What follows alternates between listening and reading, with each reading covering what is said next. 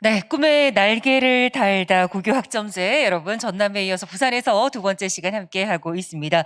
이제부터는 저희가 본격적인 소통의 시간을 여러분과 진행을 하려고 하는데요. 지금 제 옆에 자리하신 분들도 계시고 또 지금 유튜브를 통해서 부산광역시 교육청 유튜브 채널을 통해서 정말 많은 분들이 생중계에 함께해주고 계시는데요. 여러 가지 정책들에 대해서 공감합니다. 저도 찬성입니다. 우리 공교육이 변화돼야 하는 건 맞습니다. 여러 가지 의견들 주고 계시는데요. 계속해서 소중한 의견 주시기 바라고 저희는 잠시 여러분과 함께 준비된 영상을 만나고 다시 오겠습니다.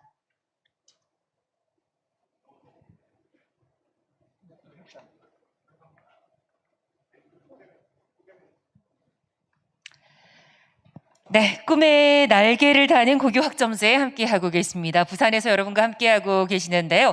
저희가 소통의 장을 어떻게 알차게 이끌어 드릴까 생각을 하다가 저와 함께해 주신 분들을 제 옆자리에 모셔봤습니다. 우선 제 바로 옆에 계시는 분부터 바로바로 소개를 좀 해주시면 감사하겠습니다. 먼저 소개 부탁드리겠습니다. 안녕하십니까. 탐나는 인재들이 많은 영도 부산 남고등학교 3학년 학부모 신구옥입니다. 반갑습니다. 네, 환영합니다. 신기옥 학부모님. 그리고 그 옆에 계시는 분은요? 네, 반갑습니다. 저는 부산 강서구의 강해 하구에 위치한 명호고등학교의 교사 이창현입니다. 본교는 13년의 짧은 역사를 가지고 있지만 고교학점제를 대비한 데 있어서는 다고른 교육과정 2년 반 그리고 고교학점제 연구학교를 3년째 운영하고 있는 굉장히 긴 역사를 가지고 있는 학교입니다.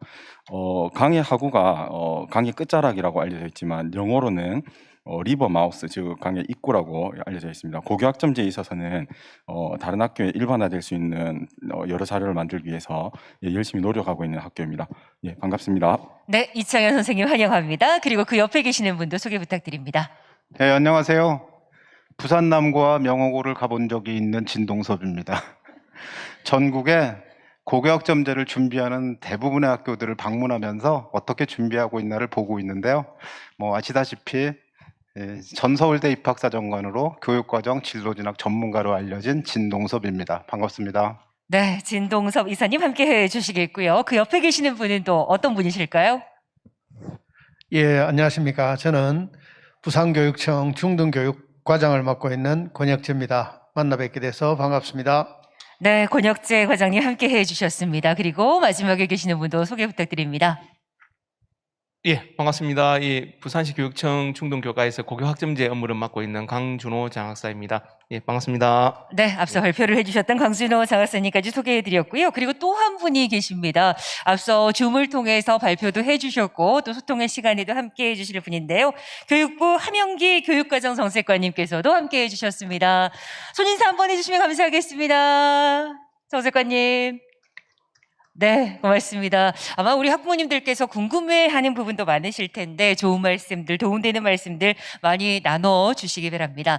저희가 본격적으로 고교학점제에 대한 이야기를 나누기 이전에 요즘 우리 아이들이 학교 생활하는 거 보시면서 또 주변에 있는 제자들이나 또 다른 우리 학생들을 보시면서 나 때랑 비교했을 때 진짜 많이 좋아졌구나 라고 느낀다 하시는 분들은 손을 한번 들어봐 주시면 감사하겠습니다.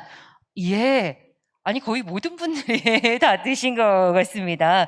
지금 줌으로 참석하고 계신 우리 학부모님들께서도 내가 학교를 다닐 때랑은 진짜 많이 달라졌다라고 느끼시면 손을 한번 들어봐 주실까요? 우리 학부모님들. 와, 예. 일부러 손을 안 드신 분도 계신 것 같고요. 하지만 대부분의 분들이 손을 들어주셨습니다. 아무래도 많은 분들이 이렇게 손을 들고 우리 교육이, 우리 학교가 참 많이 변했다라고 생각을 하시는 것은 그동안 교육부의 노력이 헛되지 않았음을 보여주는 결과이지 않나라고 싶습니다. 앞으로 더 좋아질 거라 당연히 기대를 해보겠고요. 최근에 한 드라마가 이슈가 됐습니다. 드라마의 주인공처럼 진짜 고등학생으로 어려질 수 있다면, 되돌아간다면 나는 어떤 걸 하고 싶을까 생각을 해본 적 있으신지 제 옆에 계시는 우리 신기옥 학부모님께 먼저 질문을 좀 드리겠습니다. 여고 시절로 돌아간다. 가장 하고 싶은 거 어떤 게 있으실까요? 네, 여고 시절로 돌아가면 네. 공부는 다시 해도 잘할 것 같진 않고 네, 너무 솔직하신데요, 어머니? 저는 밴드 활동을 좀 해보고 싶습니다. 그래서 기타를 치면서 네. 메인 보컬까지는 안 되더라도 서브 보컬 정도는 해보고 싶은데 네. 이런 생각을 왜 했냐면 저희 아이가 이제 남고등학교 3학년인데 1학년 때 학교에서 창의 주제 수업 발표회가 있다고 해서 참석한 적이 있는데 네. 거기 갔더니 아이들이 기타 합주도 하고 밴드 공연도 하고 그리고 뭐 연극도 하고 그리고 베트남어로 신앙송도 하고 네. 그리고 뭐 사진 전시라든지 아니면 창의 발명품 그 발표회 같은 이런 것들도 해서 다양한 활동들을 많이 하더라고요. 네. 그래서 그 아이들의 그 다양한 활동들을 보면서 제가 이제 저희 학교 때 다닐 때를 생각을 하니까 우리 학교 때는 이런 게 없었고 지금은 학교에서 이런 아이들에게 이런 장을 열어줄 수 있다는 게 너무너무 좋고 부러워 보였고 아이들의 자유로운 그 에너지하고 열정이 느껴져서 저까지 너무 즐거웠던 기억이 있거든요. 네. 그래서 그때 밴드를 하는 그 메인 보컬 기타를 치면서 노래를 부르던 그 아이가 어느 집 자제분인지는 모르겠지만 너무 멋지더라고요. 그래서 저도 학교로 돌아간다면 다시 한번 돌아간다면 한번 해보고 싶다는 생각을 그때 한번 했었습니다. 네, 뒤에서 줌을 통해서 함께하고 계신 우리 학부모님들께서도 맞아 하시면서 고개를 끄덕이면서 공감을 지금 표해 주셨습니다. 그런 시간이 참 올 수 있으면 얼마나 좋을까요, 어머니? 자, 그 옆에 계시는 이창현 선생님께도 여쭙겠습니다. 네, 저는 지금 40여 년 생활을 살고 있는데 이제 가장 인생에서 중요한 것이 성취감이라고 생각합니다. 그리고 긍정적인 자아 개념, 이런 성취감이 뒷받침되니까 제가 할 수 있는 일들을 좀 더 잘할 수 있게 되고 끝까지 노력하는 것 같습니다. 제가 고등학교 시절에는 독서를 좀 이렇게 등한시하다 보니까 국어 시간이 굉장히 힘들었고 어려웠고 국어 공부에 많은 이제 스트레스를 받다 보니까 네. 또 다른 공부하는데 좀 영향을 많이 받았던 것 같습니다. 지금 시기에 고등학교 학생이 된다면 공통 과목인 국어 과목을 어느 정도 이제 마무리하고 제가 잘할 수 있는 수학 과목과 물리 과목을 좀 더 선택을 많이 해서 성취감을 조금 일찍 맛볼 수 있다면 좀 더 나은 어떤 모습으로 또 좀 더 진보될 수 있지 않겠느냐 이런 생각을 하고 있습니다. 네, 감사합니다. 역시 선생님이셔서 그런지 공부에 대해서만 집중적으로 말씀을 해주셨고요. 유튜브로 함께 하시는 우리 학부모님들께서는 이런 답도 있습니다. 저는 무조건 서울 가고 싶습니다라는 댓글도 남겨주셨네요. 자, 그 옆에 계신 우리 진동섭 이사님, 고등학생이 된다면 뭘 하고 싶으십니까? 제가 초등학교 다닐 때 아폴로 11호가 달 착륙을 해서요. 신혼여행을 달로 갈 거라고 그렇게 얘기를 했는데 네. 가도 달로 갈 기미가 안 보이는 거예요. 지금도 못 가죠. 고등학교 때는 흑백 텔레비전이 있었어요. 칼라 텔레비전은 없고. 그리고 해외여행을 못 갔었거든요. 네. 그러니까 꿈은 당연히 소박하죠. 이룰 수 없는 꿈을 꾸지 말자. 네. 지금 고등학생이 되면 틀림없이 이룰 수 없는 꿈을 꾸고 싶어요. 그래야지 아마 일론 머스크처럼 뭐 화성에 가는 꿈도 꾸고 네. 그런 것들을 만들어낼 수 있지 않을까. 어. 꿈을 크게 갖고 싶습니다. 네, 알겠습니다. 그리고 그 곁에 계시는 권혁재 과장님은 어떤 일을 해보고 싶으실까요? 예, 아무래도 이제 저도 그 전문직으로 계속 근무를 하다가 네. 2019년에 제가 이제 정관에 있는 정관고등학교 교장으로 부임을 했습니다. 학교에 이제 가보니까 학교가 너무 많이 달라졌더라고요. 이제 행정으로 근무하고 있다가 학교 현장에 가보니까 많이 달라졌는데 그 중에서 특히 저는 이제 고등학교 다닐 때 그 주로 그 국영수, 사과 공부만 계속했습니다. 그래서 저희들은 음악이나 미술, 예술, 체육 쪽은 모조리 자습을 했습니다. 이런 고등학교 생활을 이제 공부만 하면서 보냈는데 네. 다시 고등학생이 된다면 저는 이제 그 정관고등학교에 있던 오케스트라 같은 것들을 한번 해보고 싶습니다. 그래서 오케스트라 공연을 저희들이 점심시간에 휴 콘서트라든지 또는 이제 양로원이나 다른 지역사회에 가서 연주도 하고 음악이나 이런 즐거움들을 선사해주는 그런 그 동아리 활동 네. 이런 것들을 집중적으로 한번 해보고 싶습니다. 네, 권혁재 과장님이 다시 돌아간다면 하고 싶은 그 목표에 대해서, 일에 대해서 말씀을 해 주셨습니다. 요즘 친구들이 참 많이 부러우시겠습니다. 네, 그리고 마지막 계시는 우리 강준호 장학사님은요? 예, 저는 이제 고등학교 때 공부 빼고는 다 해봤습니다. 다 해봤는데 네. 뭐 굳이 돌아가려면 돌아가고 싶지 않지만 그래도 돌아간다면은 저희들 지금 우리 고등학교 학생들 1학년 학생들이 하고 있는 진로 디자인 학기제 네. 통해 가지고 다양한 뭐 진로 체험이라든지 그런 거를 해가지고 저희 꿈이 뭔지, 저희 진로가 뭔지, 저희 장점이 뭔지를 좀 빨리 찾고 네. 있습니다. 그래서 옛날에 제가 고등학교 때 다닐 때 그렇게 잠만 잤던 그런 생활을 안 하고 싶습니다. 예, 감사합니다. 알겠습니다. 네, 강준호 장학사님의 답까지 잘 들었습니다. 지금 줌으로도 함께 해주고 계신 우리 학부모님들께서도 뭐 공감하는 부분도 있으실 테고 이분들의 답에서 우리 아이들에게 그럼 과연 뭘 해줘야 할 것인가에 대한 고민도 하게 되셨으리라 생각을 합니다. 저희 유튜브 댓글로도 정말 많은 분들께서 함께 해주고 계시고요. 우리 교육이 바뀌어야 할 그런 방향들에 대해서 이렇게 했으면 좋겠다. 우리 아이들이 좀 집중할 수 있는 분야를 조금 넓혀갔으면 좋겠다. 여러 가지 의견들을 주고 계시는데 저희가 이 부분들에 대해서도 최대한 답을 드릴 수 있도록 준비하겠습니다. 자, 그럼 본격적으로 이제 여러분과 소통을 시작할 텐데 저희가 설명회에 앞서서 학부모님들께 먼저 질문을 받았습니다. 그 가운데 가장 많이 나온 질문을 공개해 드릴 텐데요. 지금 저희가 화면으로 가장 많이 나온 질문을 공개해 드리겠습니다. 네, 그 질문을 살펴보면요. 지금 화면을 통해서 보이실 텐데 고교 학점제가 실시되면 어떻게 진로를, 대입을 준비해야 하나요? 라는 질문을 공개해 드렸습니다. 지금 줌으로 함께하고 계신 우리 학부모님들 가운데서 저도 저 질문했습니다. 저거 정말 궁금합니다. 라는 분들 손을 한번 들어서 여러분의 의견을 표해 주시면 감사하겠습니다. 이 질문했습니다 하시는 분들. 예, 많은 분들이 진짜로 우리 부모님도 공감하시기 때문에 진로, 대입 어떻게 준비해야 하느냐 이렇게 질문을 해주셨고 지금 또 손을 들어주셨는데요. 저희가 이 질문에 대해서 좀 답을 청해 듣도록 하겠습니다. 고교 학점제, 대입 제도에 대해서 이야기를 들어볼까 하는데요. 어떤 분이 좀 답을 해주시겠습니까? 네, 진동섭 이사님. 예, 고교학점제와 대입에 대해서 잠깐 나가서 말씀드리겠습니다. 네, 앞서 이제 발표를 준비해 주셨는데요. 이 부분에 대해서 여러분께 자세히 답을 드리도록 하겠습니다. 고교 학점제와 대입 제도에 대해서 설명을 해 주시겠습니다. 제가 서울대학교에서 입학사정관을 할 때 고등학교 3학년 학생들의 진로 진학 학과 선택을 위한 부스를 열어요. 그때 와서 상담을 요청하시는 분들이 초등학교 어머니들이세요. 우리 아이를 데리고 와서 우리 아이 어떻게 하면 서울대 갈 수 있을까요? 이렇게 물어보시는데 마침 고교학점제가 적용되는 학생들이 지금 초등학교 6학년부터잖아요. 그래서 대학은 어떻게 가는지 진로는 어떻게 하는지 아마 궁금하실 텐데 제 말씀을 이제부터 들으시고 전적으로 저를 믿으시면 됩니다. 제가 어떤 드라마에서 스행님이 말한 전적으로 제 말을 믿으셔도 됩니다의 현신이라고 소문이 났는데 그분 말씀을 믿지 마시고 제 말씀을 들으셔야 됩니다.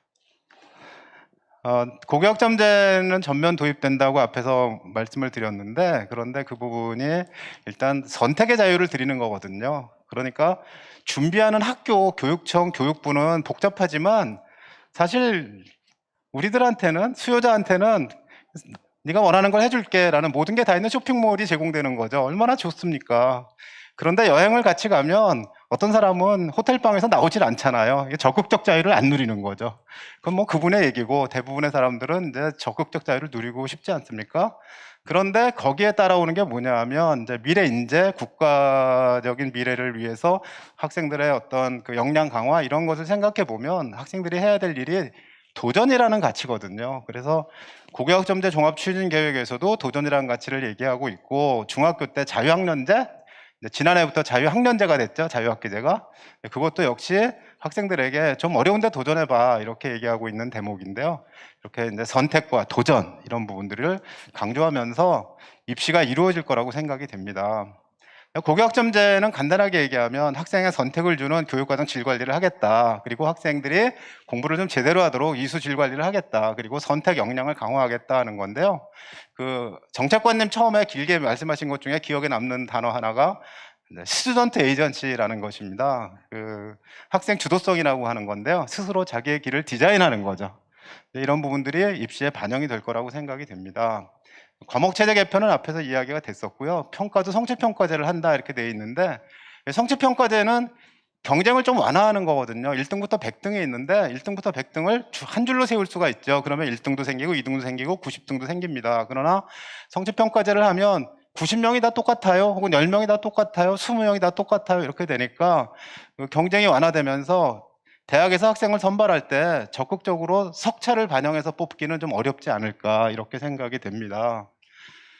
그런데 대학은 정원이 있기 때문에 어쨌든 정원만큼만 뽑아야 되기 때문에 대학 정원은 변하지 않을 거고, 뭐 조정은 물론 되겠지만 결국은 대학이 선발하는 것은 상대평가일 수밖에 없는데 어떻게 절대평가인 성취평가제를 가지고 상대평가를 할까, 뭐 이런 것이 관건이 되는데, 이런 문제들은 금년도 열심히 연구하고 의견 수렴하고 하면서 2024년 2월 달에 지금 초등학교 6학년이 중학교 2학년 마칠 때쯤 되면 결정을 해서 아마 고시를 하게 될 것 같습니다. 고교학점제는 2024년 2월에 발표 예정인 건데요. 그런데 기본적으로 학생들이 아직은 초등학생이니까 기본적인 공부를 잘해야 되고요. 그 안에서 이제 보여줘야 될 것들이 있는데, 인성과 실력이라는 것은 늘 중요하죠. 더 중요한 게 인성일까요? 실력일까요? 우리 아이가 착하길 바라세요? 공부 잘하길 바라세요? 둘 중에 한 가지를 선택한다면 착해야 되죠. 공부 잘하는데 아이가 악하면 안 됩니다. 그죠? 착해야 되는데, 이 착하다는 것이 교육과정 인재상에 교양 있는 사람, 더불어 사는 사람, 이런 말로 표현이 되어 있고요. 태도가 좋아야 되죠. 리더십과 팔로워십이 있고, 정서적으로 안정되어 있고, 사려 깊어야 되고, 열정을 가져야 된다고요. 그리고 새로 바뀌는 교육과정이라든가 앞으로 연구되는 데서 에이전시, 스튜던트 에이전시를 중시한다고 그러는데, 거기에 보면 코에이전시라는 말도 들어 있습니다. 부모, 교사, 동료와 협력 관계에 있는 이런 주체자, 이런 것을 중시하죠. 또 한편 실력이 있어야 되는데, 인성만 가지고서 앞으로의 미래 사회를 살아가기는 어려울 거다, 미래 사회에서 전문적인 일을 하기는 어려울 거다라니까 실력이 있어야 된다는데, 이것이 교육과정 인재상으로는 자주적인 사람, 창의적인 사람, 이렇게 되어 있습니다. 그것이 이제 가치로 나타나는 것이 이제 선택과 집중, 관계와 협력, 호기심과 도전, 공부와 놀이, 이런 말들이 있는데 하나하나 짚어가면서 잠깐만 보겠습니다. 요즘에 대학 갈 때 중요한 것이 전공 적합성이다라고 얘기하는데, 그런데 만약에 공대를 가려면 물리를 해야 돼, 수학을 뭐 미적분을 해야 돼, 경제과를 가려면 중요한 게 경제도 중요하지만 경제 수학을 해야 되거든. 그러니까 미적분을 해야 돼. 뭐 이런 것들이 전공 적합성이죠. 대학 공부를 위해서 고등학교 때 해야 될 공부들은 꼭 해라. 이것이 이제 고교학점제가 적용돼도 대입에 적용되는 대목이고요. 그리고 보통 교과 안에서 배우는데, 그런데 보통 교과 이상의 더 어려운 것들은 배울 필요가 없다. 그건 대학 가면 배운다. 이렇게 얘기가 할 거고요. 그래서 너무 어려운 것에 집중하지 말고 지금 하고 있는 것들, 보통 학생들이 거기까지 하는 것들은 열심히 하세요. 뭐 그런 수준에서 머물 것 같습니다. 경쟁이 없는 상태는 아니고요. 경쟁이 조금 완화된 상태로 이렇게 공부를 하게 될 것 같습니다. 그런데 문제는 전공만 잘하면 되냐, 그런 건 아니거든요. 왜냐하면 어떤 학생이 미래 사회를 살아갈 때 직업은 6가지 이상을 바꿀 수도 있다고 하고, 다른 여러 영역과 협력 관계에 있을 수도 있거든요. 전기 자동차를 만든다고 하면 나는 기계를 했는데 전기를 하는 사람도 같이 만나야 되고, 바이오 연료를 쓴다면 바이오를 하는 사람 만나야 되고, 다양한 디자이너도 만나야 되고, 그러니까 더 많은 부분들을 관심을 가져라라는 게 다양성이죠. 전공 적합성 이외에 다른 선택을 해도 된다는 겁니다. 앞에서 우리 교장선생님 말씀하시기를, 과장님 말씀하시기를, 공부도 하지만 나는 오케스트라 하고 싶어. 그러면 오케스트라 좋죠, 그죠? 근데 오케스트라를 열심히 했기 때문에 너는 공대 오면 안 돼 라든가, 너는 경제과를 전공할 수 없어, 이렇게 얘기하는 건 아니거든요. 오히려 더 다양해질 수가 있는 거죠. 그래서 전공 적합성 이외에 다른 것들을 폭넓게 선택을 해라 라고 얘기를 합니다. 그리고 여러 가지 것을 많이 알아야지 새로운 것과 연결할 수 있는 창의성이 있지, 하나만 알고서는 창의성을 만들어낼 수는 없다, 이렇게 얘기를 하죠. 또 한 가지는 호기심과 도전인데요. 지금도 학생들을 선발할 때, 학생부 종합전형에서 선발할 때 가장 가치가 학생의 호기심이 있어, 도전했어, 이런 가치인데, 과목 중에서 어려운 과목을 선택해라 라는 건데, 이 어려운 과목이라는 게 수능 과목 수준에서 실제로 학생들이 선택하지 않는 과목들입니다. 미적분 선택하는 학생 적어요. 미적분은 꼭 그렇지는 않지만, 이공계를 가려면 미적분을 선택하게 되기 때문에 그건 많지만, 물리투나 화학투, 세계사, 경제 이런 몇몇 과목들은 어렵다고 선택을 안 하거든요. 그러나 그런 공부를 해야 될 가치는 있다. 그리고 도전적으로 선택해서 한계를 뛰어넘어라. 그리고 우리 뇌는요, 뻔한 것을 좀 지루하게 생각하는 이런 경향이 있대요. 그래서 그 지루함을 떨쳐버리기 위해서라도 호기심을 가져라라고 얘기를 합니다. 스스로 찾아가는 공부를 하는 것이 자기 주도성인데, 자기 주도성도 발휘했으면 좋겠고요. 좀 모호하더라도 끊임없이 끈질기게 결말을 추구하는 그런 참을성이 있어야 될 거다인 건데, 이런 부분들을 석차를 내면 성적이 불리할까봐 쉬운 것만 선택하게 되는데, 성취평가제로 뒷받침을 해준다니 도전을 하라, 이렇게 얘기를 할 수가 있겠습니다. 마지막에 좋은 대학을 혹은 원하는 공부를 하려면 공부도 열심히 해야 되지만 또한 휴식이 필요하거든요. 사람은 일과 축제 사이를 왔다 갔다 하면서 과열됐다가 열을 식힐 때도 있어야 됩니다. 그래서 공부뿐만 아니라 놀이도 중요한데, 동아리 활동에서 놀까요? 아니면 그 밖에 좀 쉬운 과목을 선택해서 보컬 트레이닝을 선택해가지고 한 과목쯤은 내 취미를 살리는 것이 어떨까, 이런 것들도 고민을 할 필요가 있겠죠. 너무 입시 위주로 생각하지 마시고 성장 위주로 생각하시면서 잘 자라면, 그러면 그때 대학 갈 때가 되면 거기에 맞는 전형이 생길 것이다, 이렇게 믿으시면 좋지 않을까 싶습니다.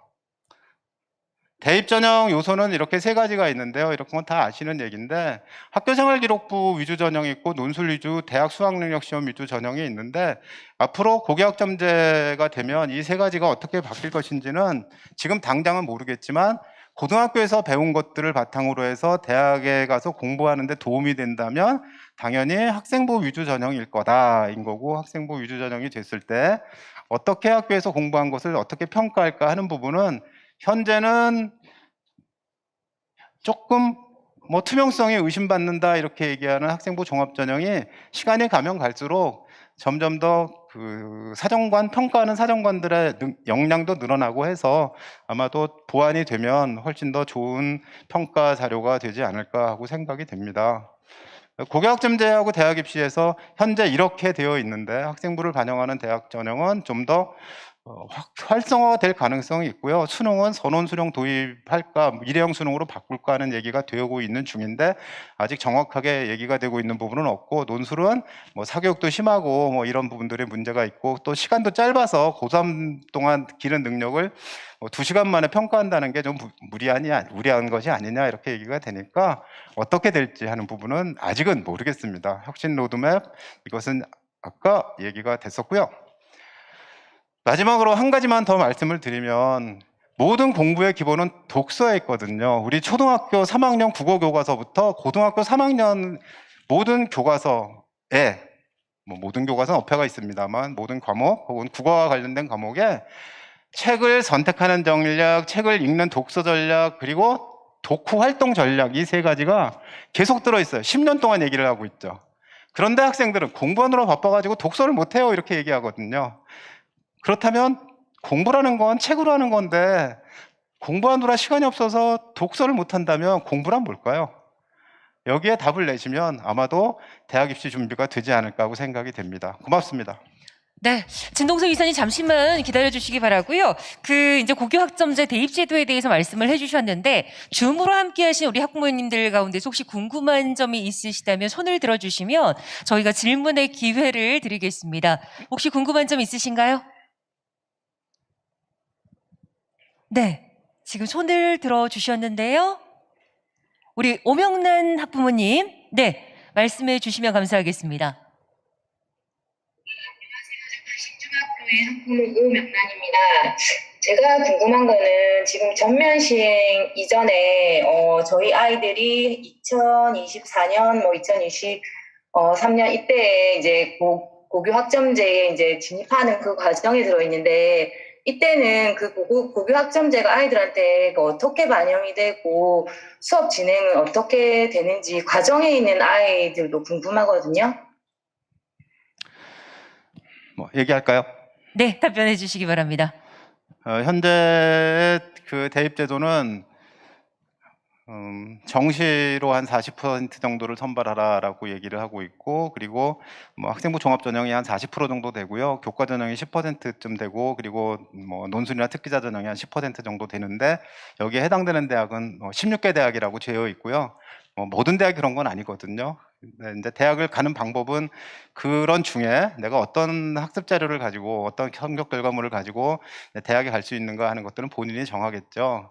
더 중요한 문제는 우리가 미래를 살아가는데 학생들은 학교에서 무엇을 배워야 될까? 어떻게 하면 학교 우등생이 사회 우등생이 될까? 학교를 다니는 동안 나는 어떻게 성장해야 될까 하는 부분이 더 중요한 부분입니다. 대학도 그걸 보고 학생을 선발할 거고요. 또 한 가지는 대학에 들어가는 것만이 문제가 아니라 대학 이후에 어떻게 학생이 대학 공부를 해낼 것이고 그 이후에 사회생활을 어떻게 해낼 것인가 하는 부분이 중요한데 현재 고교학점제형으로 학생들이 공부한다는 것이 두 가지인데요. 자기가 원하는 과목을 배울 수 있어요 인 건데 그것은 아까 말씀드린 전공 적합성과 다양성을 충족시키는 그런 부분이고요.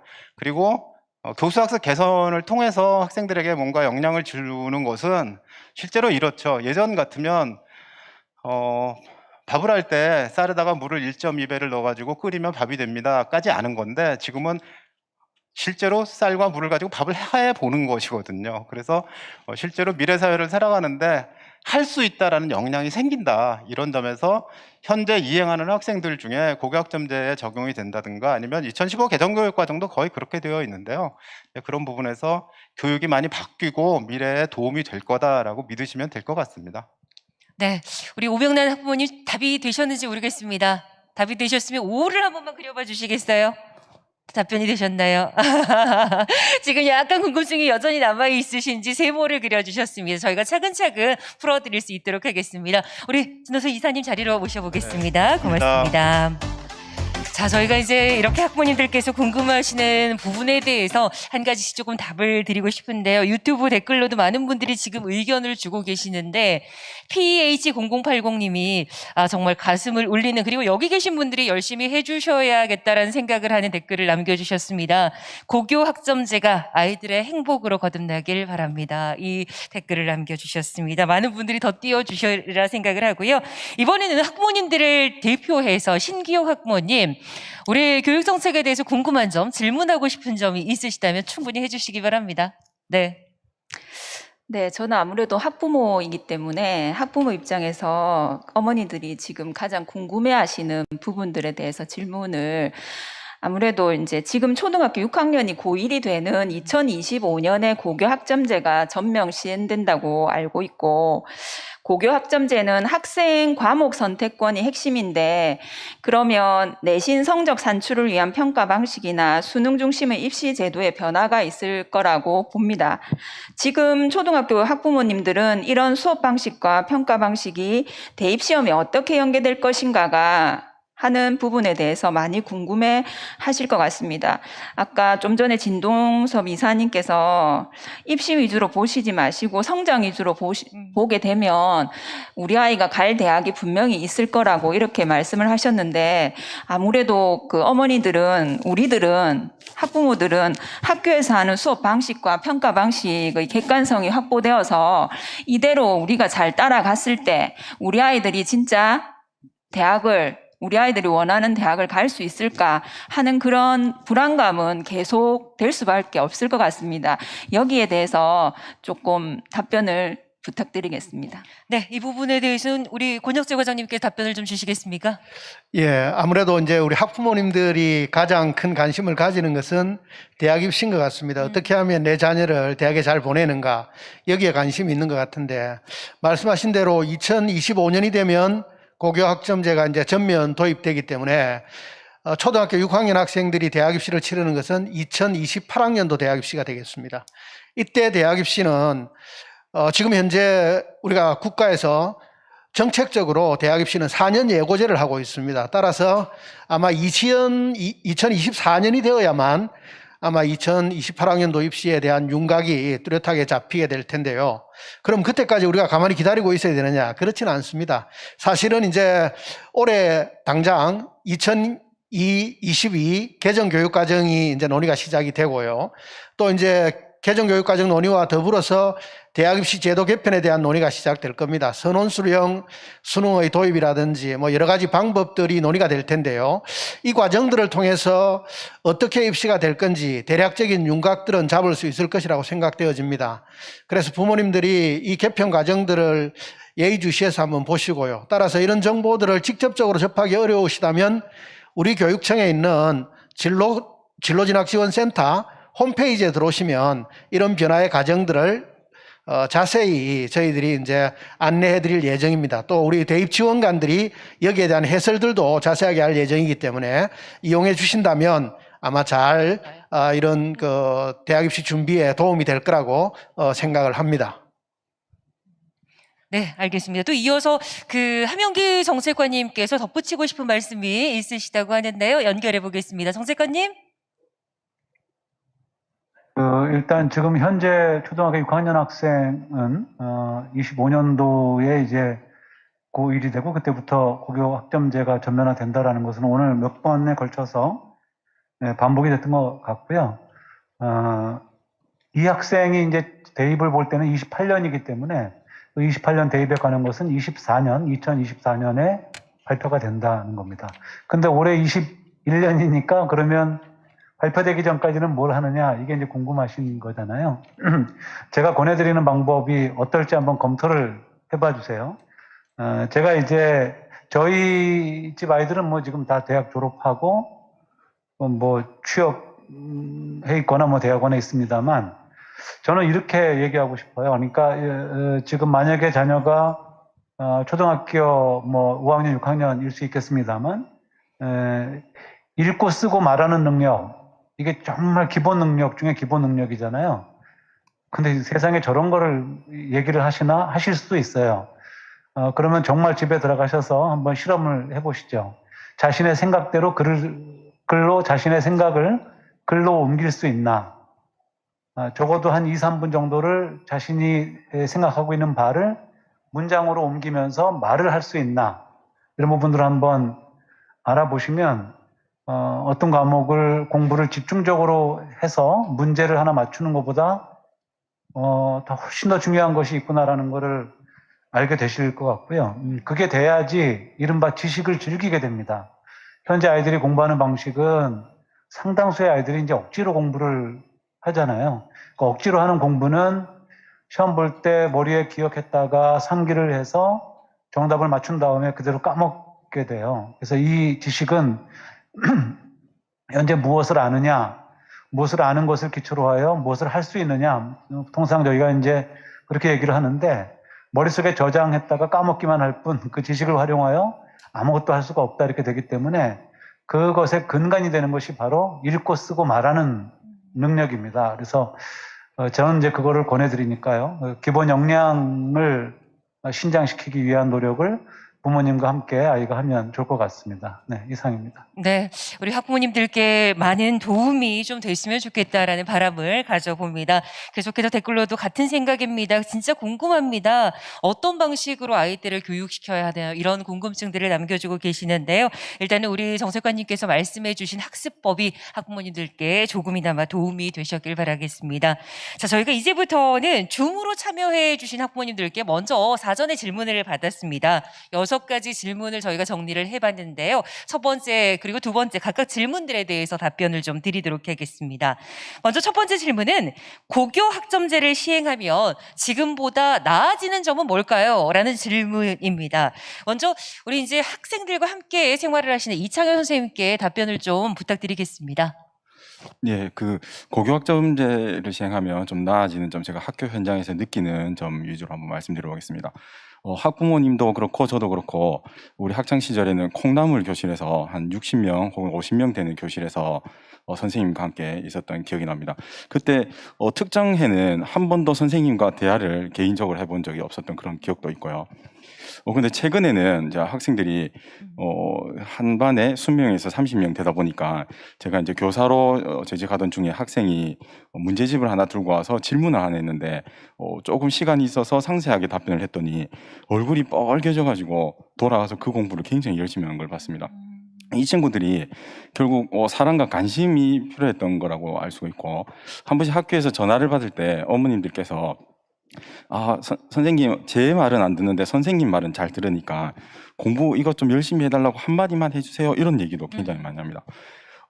그런 시기를 거치면서 이 고교학점제를 운영하니까 학생들 모두 과목 선택 과정에서 관심을 가질 수밖에 없는 상황입니다. 이전에는 학생들 상담할 때 어떤 특정 과목을 잘 못한 과목을 질책하는 거에 초점이 상담이 있었다면, 네. 최근에는 어떤 과목을 더 잘해서 어떤 과목을 집중해서 갈 수 있을지에 대한 잘하는 과목을 가지고 이제 상담을 하게 되는 변화가 있게 됩니다. 그러다 보니까 학생들이 좀 성취감도 맛보고 선생님의 관심을 받으면서 좀 긍정적으로 나아가는 그런 걸 이제 피부로 느낄 수가 있게 되는 겁니다. 그래서 제가 한마디로 말씀드리고 싶은 것은 선택 중심 교육과정, 즉 고교학점제는 교육의 기회가 평등이 되는 그런 어떤 과정으로 받아들이고 있습니다. 예. 교육의 기회가 평등이 되는 과정이다, 이렇게 답을 주셨고요. 권영재 과장님도 이 부분에 대해서 말씀을 좀 해주시죠. 반복이 되는 말들도 있겠습니다만 중요한 내용들만 좀 간략하게 말씀 좀 부탁드리겠습니다. 그렇습니다. 아무래도 이제 고교학점제가 된다면 뭐 변화되는 것들이 엄청나게 많을 겁니다. 그중에 저는 간단하게 한 3가지 정도만 말씀을 드리겠습니다. 첫 네. 번째는 아마 교실 환경이 획기적으로 많이 변하게 될 겁니다. 앞에 우리 강준호 장학사님이 PPT를 통해서 보여주었듯이 교실 환경들이 뭐 소규모 교실에서부터 대규모 교실까지 교실들이 많이 바뀌게 되고, 또 거기에 소위 말하는 공강 시간에 대기할 수 있는 카페 같은 이런 것들이나 독서나 이런 것들을 할 수 있는 공간들이나 이런 것들이 재구조화되어서 굉장히 많은 변화들이 있을 것이고요. 그리고 우리 부산교육청에서 코로나가 왔기 때문에 된 것은 맞습니다만은 어쨌든 1,000억 정도를 들여서 브랜디드 러닝 교실을 구축했습니다. 여기다가 고교학점제가 된다면 교실 환경에 넘나들 교실이라고 해서 이제 온라인과 오프라인을 마음대로 넘나들면서 수업할 수 있는 환경, 뭐 이런 환경들의 변화가 저는 가장 크지 않나 이런 생각이 들고요. 두 번째는 이제 수업이 나아지고 바뀌게 될 겁니다. 아무래도 내가 원하는 과목, 내가 듣고 싶은 과목을 듣기 때문에 학생들이 수업에 적극적으로 참여하게 되고, 선생님들도 수업 방식이 이제 소위 말하는 프로젝트 학습이라든지 토의 토론학 학습 뭐 이런 것들을 통해서 학생들 중심으로 학생이 직접 참여가 늘어나는 이런 수업들을 하기 때문에 수업도 활기차고 수업이 변하게 될 것이다, 이렇게 생각되어지고요. 마지막으로 이제 그 3번째는 지금까지는 사실은 뭐 상대평가, 그래서 시험 중심의 어떤 경쟁 위주의 교육을 중심으로 했다면, 학점제가 되면 내가 듣고 싶은 과목, 내 진로를 생각하면서 선택한 과목들을 공부하고 미래를 열어가기 때문에 이제는 경쟁 중심에서 성장 중심으로 패러다임이 바뀌는 것, 이런 것들이 가장 큰 변화가 아니겠느냐, 이렇게 생각을 합니다. 네. 자, 이어서 저희가 교육부 함영기 교육과정 정책관님께도 답변을 좀 부탁을 드려보겠습니다. 어떤 게 가장 네. 좀 달라질까요? 부모님들이 늘 걱정되는 것이 우리 아이는 왜 이렇게 공부를 안 할까? 더 잘할 수 있을 텐데. 이런 거 가지고 늘 고민을 하시잖아요. 공부에 대한 어떤 동인이랄까요? 동기가 외부로부터 주어지면 애들이 공부에 집중하기 힘들어요. 자기 내적으로 우러나서 이건 정말 내가 하면 어떤 기쁨이 있을 거야 라는 믿음이 있다면 공부를 할 텐데요.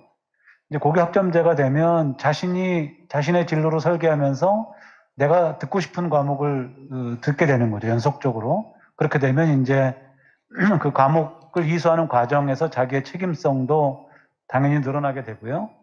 자기 학습을 자기가 설계하고 통제한다. 이거는 굉장히 중요한 겁니다. 그러니까 누가 시켜서 하는 공부가 아니라 내가 선택해서 내가 하는 거니까요. 그리고 이제 교실에서도 변화가 있을 것 같고요. 지금보다는 조금 더 소인수 교실이 많이 늘어날 거다.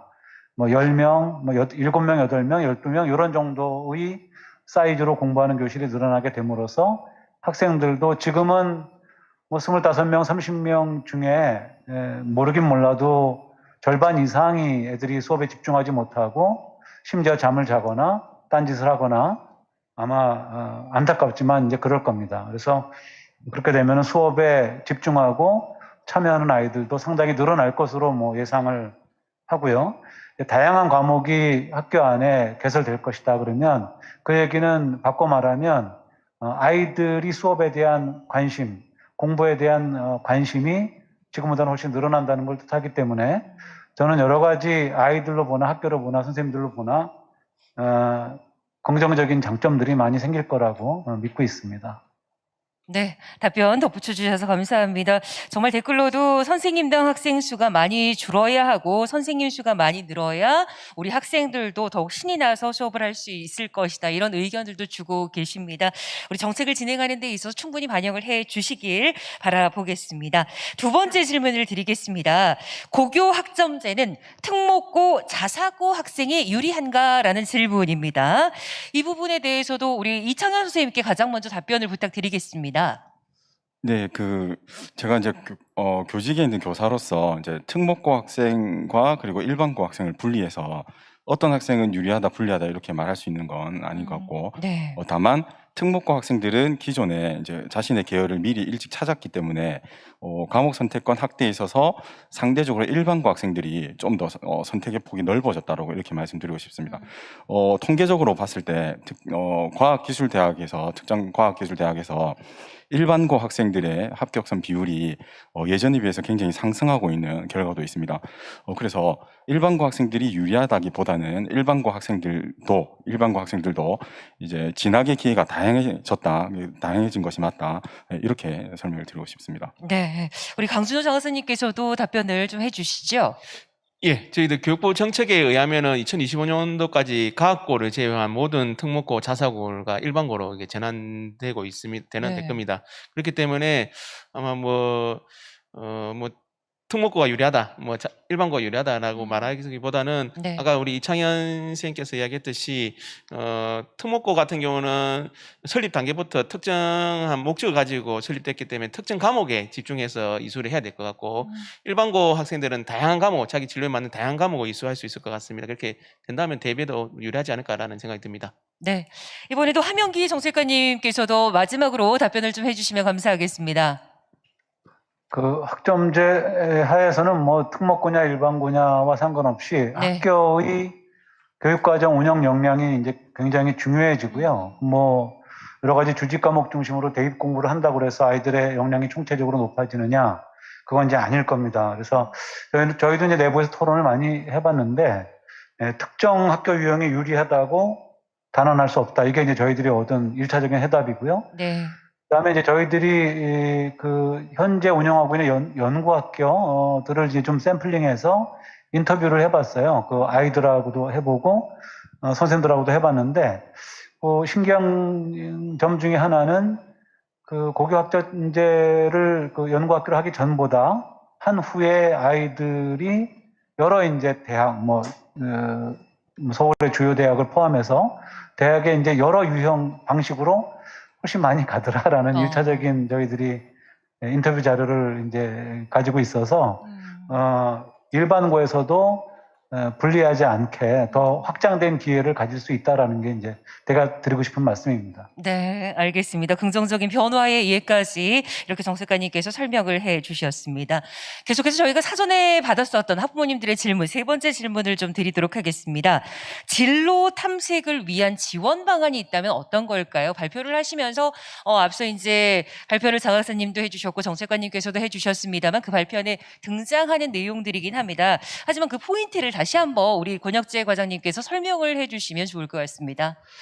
예, 아무래도 이제 고교 학점제를 성공하기 위한 첫 단추가 진로 탐색이 될 겁니다. 이런 진로 탐색을 위해서 다양한 어떤 지원들을 저희들이 계획하고 있습니다만은 그 중에서도 우리 부산교육청에서 직접적으로 지금 하고 있는 지원책에 대해서 저는 조금 설명을 드리겠습니다. 네. 가장 먼저 저희들이 하고 있는 일들 중에 하나가 아마 우리 교육의 큰 변화 중에 하나가 있다고 한다면 아마 자유학기제가 도입된 것이 중학교의 큰 변화일 것입니다. 아마 획기적인 변화인데요. 이 자유학기제와 더불어서 저희들은 2019년부터 부산교육청에서 이제 진로 디자인 학기제라 해서 고등학교에 자유학기제는 아니지만 이와 유사하게 학생들이 자기 자신을 이해하고 또 진로 탐색을 하고 직업 탐색까지 해볼 수 있는 그런 학기를 고등학교 1학년 1학기 때 할 수 있도록 준비를 했습니다. 그래서 이 시기를 통해서 다양한 이제 심리검사나 진로 적성 검사들을 통해서 자기의 취미 또 적성 이런 것들이 무엇인지 또 잘할 수 있는 것은 뭔지 내가 하고 싶은 일은 뭔지 이런 것들을 구체적으로 이제 탐색해 볼 수 있는 이런 그 시기를 마련해서 하고 있고요.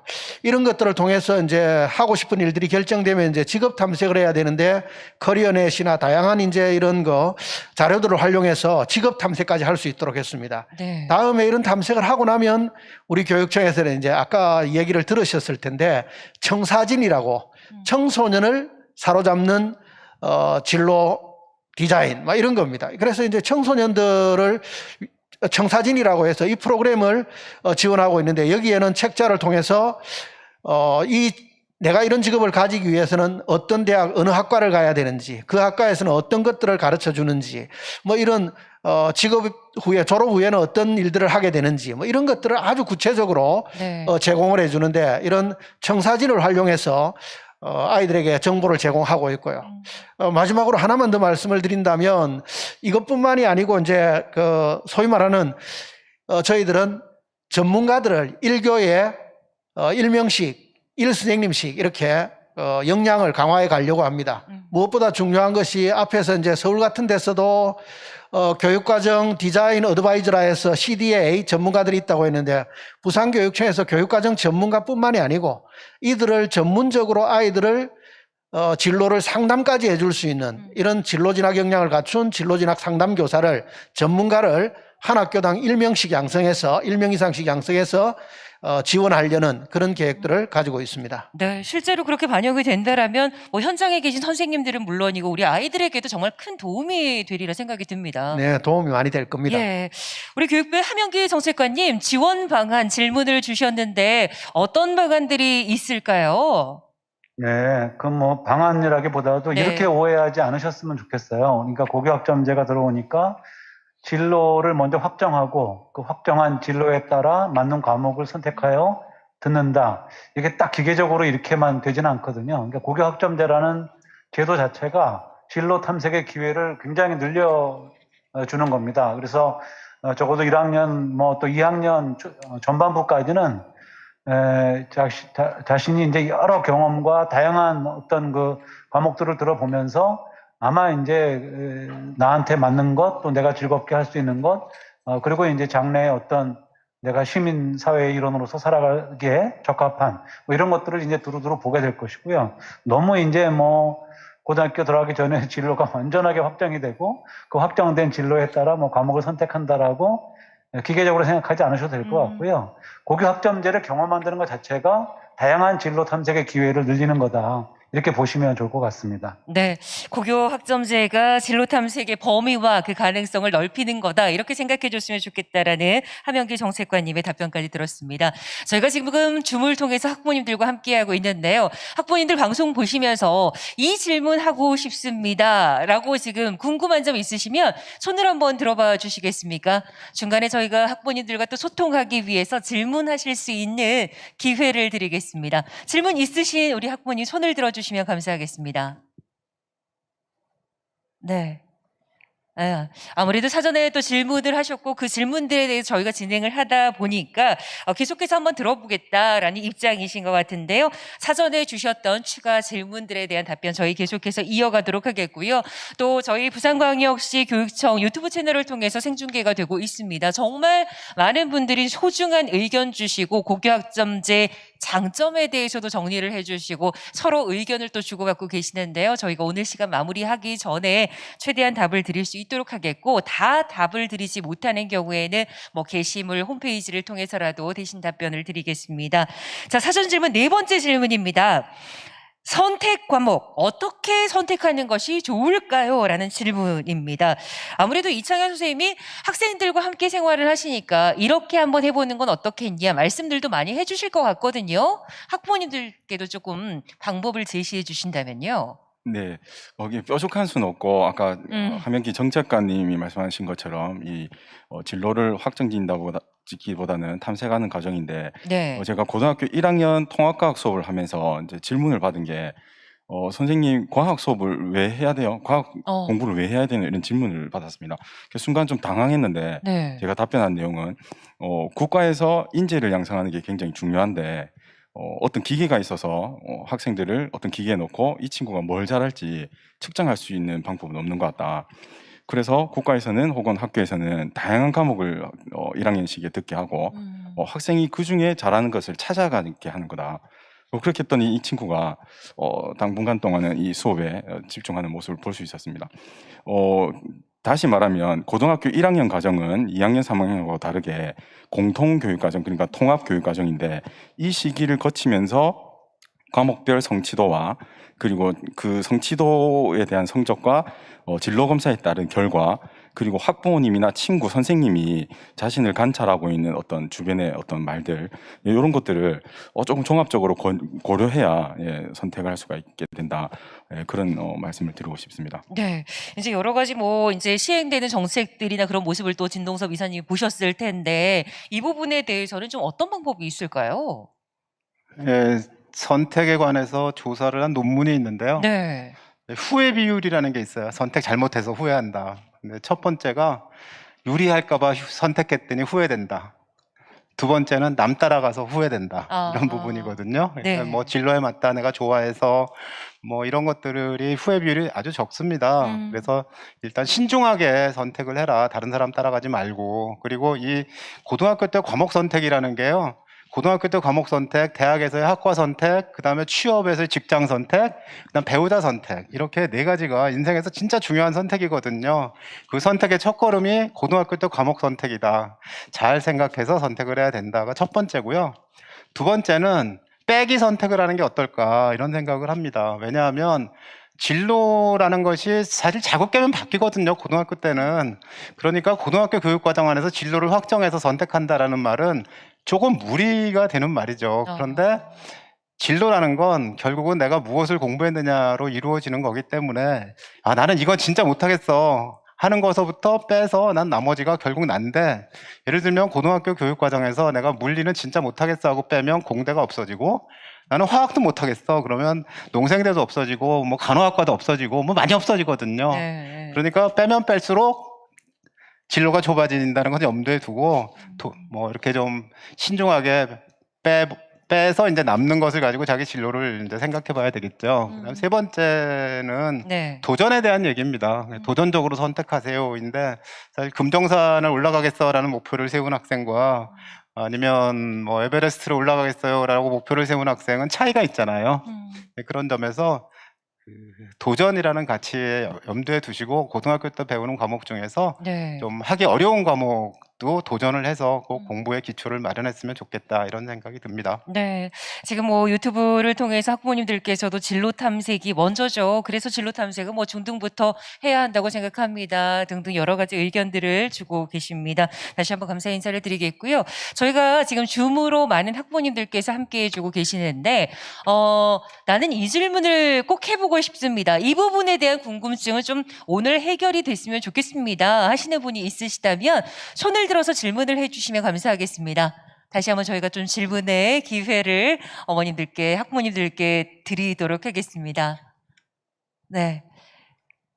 아마 지금 뭐 유튜브 댓글로도 질문을 달아주고 계시고, 그에 대해서 지금 줌으로 함께 하시는 분들의 질문이 좀 궁금증이 해결되는 그런 부분들도 있는 것 같습니다. 자, 다섯 번째 질문 그럼 이어서 제가 대신 드리도록 하겠습니다. 사전에 저희가 학부모님들께 질문을 받았는데요.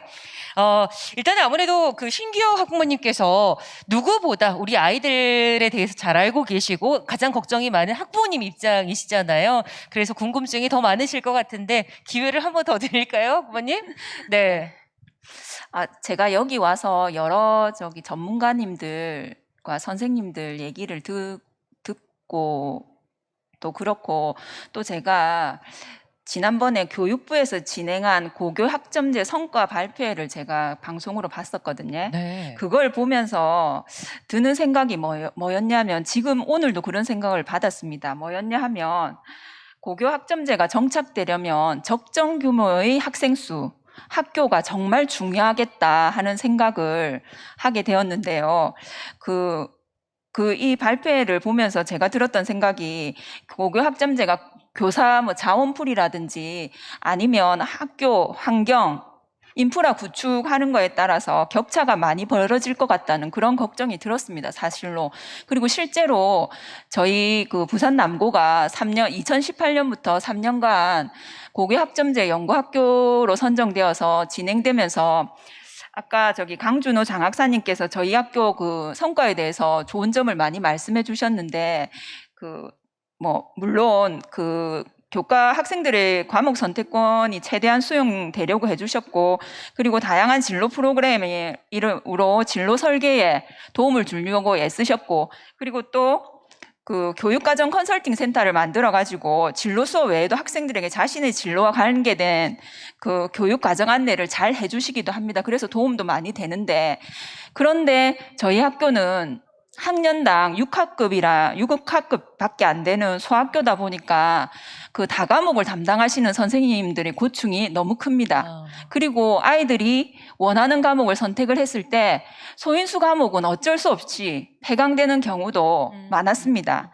그래서 저희가 그런 어려움을 겪다 보니까 이런 점을 보완하기 위해서 교육부에서는 온라인 수업하고 공동교육 과정 운영을 말씀하시는데, 또 제가 생각하기에는 온라인 수업으로는 고교학점제에서 중요하게 생각하는 학생 참여형 수업과 결과보다 과정 중심 평가를 제대로 활용할 수 있을까 하는 우려가 생기고, 그리고 공동교육 과정 운영에 대해서는 인근 학교하고 저희가 커리큘럼이 맞지 않는, 협업이 잘 되지 않는 그런 문제도 사실 있습니다. 이렇게 고교학점제가 제대로 시행이 잘 되려면 최소한 8학급 정도는 되어야지 원활한 운영이 가능하다고 제가 들은 것 같거든요. 그래서 학생 수는 앞으로 점점 줄어들고 저희 학교와 같은 소규모 학교가 계속 앞으로 늘어날 거라는 전망인데, 여기에 대한 대책이나 지원에 대해서 듣고 싶습니다. 네. 자, 선생님, 이건 좀 직접 이제 겪어보시면서 좀 현실적으로 질문을 드리는 것 같습니다. 예. 예, 저희들이 고교학점제 연구선도 학교를 이제 2018년도부터 운영했는데, 이렇게 운영한 이유는, 연구선도 학교를 운영하면서 고교학점제를 준비하는 데 있어서 무엇이 필요한지를 미리 알고 대처를 하기 위해서 저희들이 이제 준비를 하고 있습니다. 그래서 금방 우리 학부모님께서 이야기했었던 이제 소규모 학교들, 에 대한 문제점도 저희들이 난고를 통해서 잘 알게 되었고, 거기에 대한 이제 지원 방안도 저희들이 나름대로 이제 고민을 하고 있는데, 일단 저희들 먼저 이제 고교 학점제 선도 지구에 운영하고 있는 이제 유관기관이라든지 대학에서의 교강사 지원 부분에서 좀 지원을 할 수 있도록 저희들 노력하고 있고, 특히 이제 남고 같은 경우는 해양 클러스터 잘 구축되어 있습니다. 그쪽에 있는 연구위원들이라든지 그런 부분이 좀 지원될 수 있도록 하고, 그다음에 교과 순회 전문교사를 조금 양성을 해가지고 소인수 과목들 같은 경우는 여러 학교를 이제 순회하면서 수업이 될 수 있도록 할 수 있도록 교과 순회 전문교사도 좀 양성해가지고 지원해 주려고 하고 있습니다. 예. 네. 아마 연구 시범학교를 운영하시면서 느끼셨던 조금 나타났던 문제점, 아쉬운 점들 발견하셨을 텐데, 그 부분에 대해서도 충분히 보완을 해 나가시리라 생각을 하겠습니다. 함영기 정책관님, 혹시 이 부분에 대해서 덧붙이고 싶은 말씀이 있으십니까? 네네. 지금 부산 쪽에서 네. 말씀해 주셨기 때문에, 그냥 저는 원론적으로 학생 수가 줄어들어서 학교가 네. 소규모화 되어가는, 특히 농산어촌의 문제들은 사실은 고교학점제뿐만 아니라 그 자체로도 우리에게 여러 과제를 주고 있기 때문에 해결책에 대한 것들을 저희 나름대로 이제 교원정책과에서도 고민을 이제 해가고 있고요. 아마 조금 더 나아가면은 학교 대 학교의 이제 공동교육과정 운영뿐만 아니라 어쩌면 여러 학교가 참여하는 공동 캠퍼스 운영 방식도 지금 저희가 생각을 해야 될지 모릅니다. 그리고 고등학교끼리만 공동교육 과정을 운영하거나 통합하는 것뿐만 아니라 초중 통합학교 또는 이제 중고 통합학교도 지금 고민을 해야 될 것 같고요. 네. 더 나아가서는 초중고 통합 캠퍼스도 이제 생각을 해야 되는 그런 시대가 이제 오고 있다. 생각보다 지금 인구 격감이라는 것이 굉장히 좀 예측보다 빨리 오고 있어서 네. 그런 부분들은 그 부분대로 같이 고민을 하면서 또 고교 학점제 쪽과 맞물리는 점들을 좀 고민을 같이 해봐야 될 것 같습니다. 네, 실제 저희 유튜브를 통해서 많은 학부모님들께서도 융합 통합 수업의 그 질 향상에 대해서 신경을 좀 써줬으면 좋겠다라는 부분들에 대해서도 남겨주셨습니다. 자, 저희가 사전에 받았던 질문, 마지막 질문을 좀 드리도록 하겠습니다. 학급 임원과 봉사활동이 대입에 반영되지 않는다면 앞으로는 어떤 걸 준비해야 하나요? 라는 질문인데요. 우리 이창현 선생님, 예, 이거 뭘 준비해야 될까요? 네, 예. 이 학급 임원과 그다음에 이 봉사활동은 그 취지가 학생들의 자기 주도성 그리고 이제 배려, 협력심 이런 것들을 이제 측정하기 위한 하나의 어떤 제도였습니다. 최근 이제 운영하는 과정에서 여러 가지 이제 부작용 때문에 대입에서 미반영하려고 하고 있는데 그 취지 자체는 굉장히 중요하다. 그래서 이제 한마디로 말씀드리면 학생들에게 학교로 부산 사투리로 학교로 온나 이렇게 얘기하고 싶습니다. 학교로 온나. 무슨 말이냐면 모든 것들이 이제는 수업 도중에 일어날 수 있습니다. 자기주도성, 임원을 가지고 측정했던 자기주도성은 수업 중에 모둠 활동 혹은 발표 수업에서 이 친구들이 어떻게 리더십을 발휘하는지를 관찰하는 데 있고, 그 다음에 봉사활동에서 봤던 배려 영역들도 그 구성원들과 어떻게 협력해서 수업에 임하는지 혹은 토의를 하는지 그다음에 실험을 하는지 이런 거를 관찰해서 볼 수가 있습니다.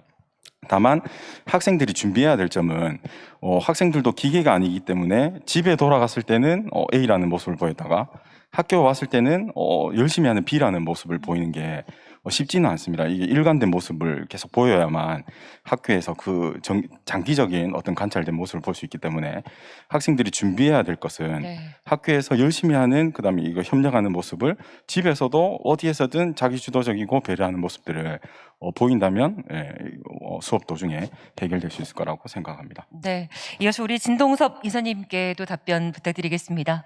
예, 대학에 가는 방법 중에 하나가 이제 학생부 종합 전형으로 가는 거잖아요.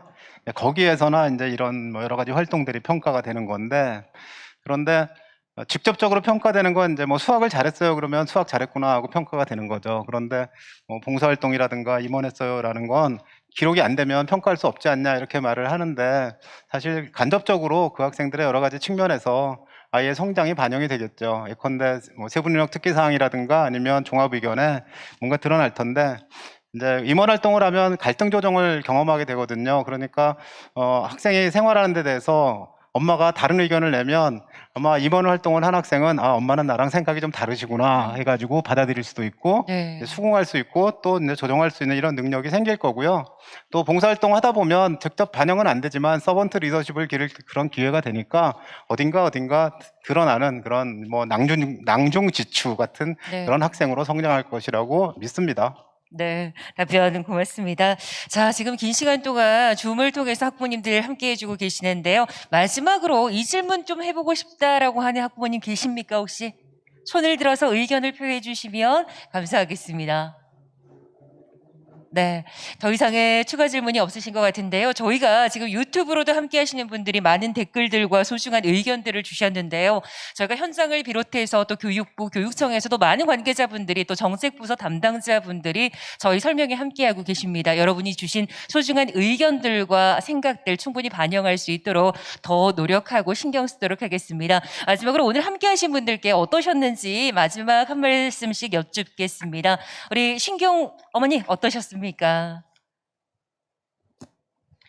네, 저는 오늘 또 이 그 설명회에 참석을 하면서 네. 진짜 정말 고교 학점제가 제대로 실현이 되어가지고 네. 우리 학교에서 아이들 한 명 한 명이 자신의 꿈을 제대로 설계를 하고 그 꿈을 펼쳐나갈 수 있는 날개를 달 수 있도록 해서 진짜 저희 그 공교육의 질적인 혁신이 일어나기를 정말로 진심으로 바라는 마음이 너무 크고요. 네. 그리고 학부모님들도 우리 다 같이 지켜보면서 이 관심을 가져주셨으면 좋겠다는 생각을 했습니다. 네, 우리 신규호 학부모님의 바람이 얼마나 간절한지를 느낄 수가 있었습니다. 정말 이런 단어를 정말 많이 쓰셨는데요. 같은 마음이시리라 생각을 합니다. 우리 이창현 선생님.